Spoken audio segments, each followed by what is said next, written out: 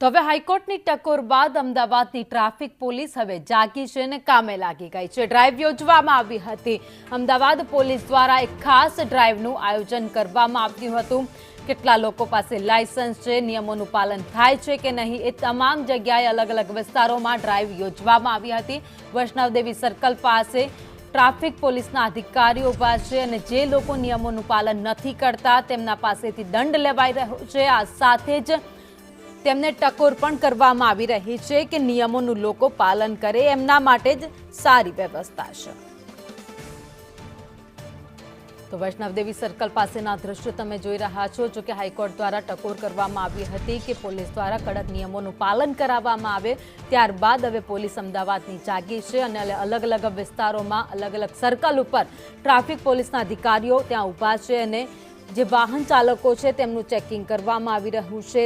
જે લાયસન્સ સહિતના જેટલા પણ ટ્રાફિકના નિયમો છે, હેલ્મેટ પહેર્યું છે કે નહીં, સીટ બેલ્ટ પહેર્યો છે કે નહીં, ચાલુ મોબાઈલ રાખીને કેટલાક લોકો ડ્રાઈવ કરતા હોય છે, આવા તમામ લોકો સામે અત્યારે કાર્યવાહી કરવામાં આવી રહી છે, દંડ વસૂલવામાં આવી રહ્યો છે। તો પોલીસને ઉભેલી જોઈને કેટલાક એવા પણ લોકો છે જે ત્યાંથી જ યુ ટર્ન મારી રહ્યા છે, એટલે કે અલગ અલગ વિસ્તારોમાં આ ડ્રાઈવ યોજવામાં આવી છે। આગામી એક સપ્તાહ સુધી આ ડ્રાઈવ ચાલવાની છે।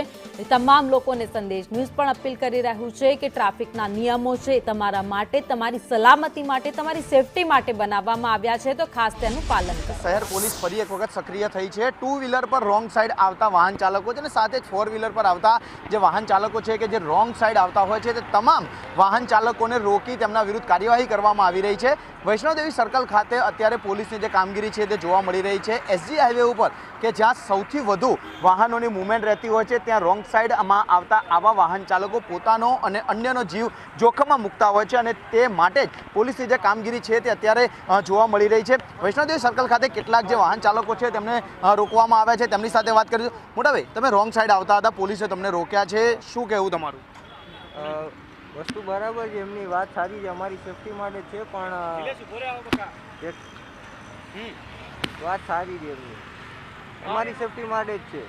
તમે રેગ્યુલર આ રીતે આવો છો કે આજે જ આવે? રેગ્યુલર ને આજે જ તે મારે ખાલી ઓફિસ બાજુમાં છે ને એટલે આ સાઈડ એક સાઈડ ઓલો રોડ ખરાબ જોઈને મેં આ સાઈડ લીધી ગાડી, એમાં સર ઊભા હતા। તમને ખબર છે હાઈકોર્ટે કેટલાક નિર્દેશ કર્યા છે રોંગ સાઈડ વાહન ચલાવનાર વિરુદ્ધમાં? હા સાચા હોય છે, ચાલુ। સ્વાભાવિક છે કે લોકો જાણે છે કે શું આદેશ કરવામાં આવ્યા છે, શું કાર્યવાહી થઈ શકે છે, તેમ છતાં આવા વાહન ચાલકો અટકવાનું નામ નથી લઈ રહ્યા અને રોંગ સાઈડમાં તેઓ છે તે વાહનો ચલાવતા હોય છે। અન્ય વધુ એક વાહન ચાલક છે, તેમની સાથે વાત કરીશું। મોટાભાઈ, તમે રોંગ સાઈડ આવતા હતા, પોલીસે તમને રોક્યા છે, ક્યાંથી આવતા હતા, તમે ક્યાં જતા હતા? હું સાહેબ નિરાણીપથી આવતો હતો। એકચ્યુઅલી મારે થોડી તબિયત અને મારા જોડે જોબ નથી, જોબ માટે હું ઇન્ટરવ્યૂ આપવા જઉં છું। તો એકચ્યુઅલી શું છે, આ બાજુથી હું જતો હતો અને થોડું મારે ગભરાવું મચ્યું, એટલે હું આ બાજુથી થોડું ફ્રન્ટ સાઈડથી આજ પછી હું આવી રીતે ભૂલ નહીં કરું। તમે હેલ્મેટ પણ નથી પહેર્યું, તમારી પોતાની તમે સુરક્ષા નથી રાખી રહ્યા? આ તો એ હેલ્મેટ નથી પહેર્યું, આજ પછી હું સાહેબનું નિવેદન લઉં છું, જે સાહેબે મને કડક સજા આપે છે કે આજ પછી હું હેલ્મેટ વગર નહીં ચાલું અને હેલ્મેટ પહેરીને જઈશ।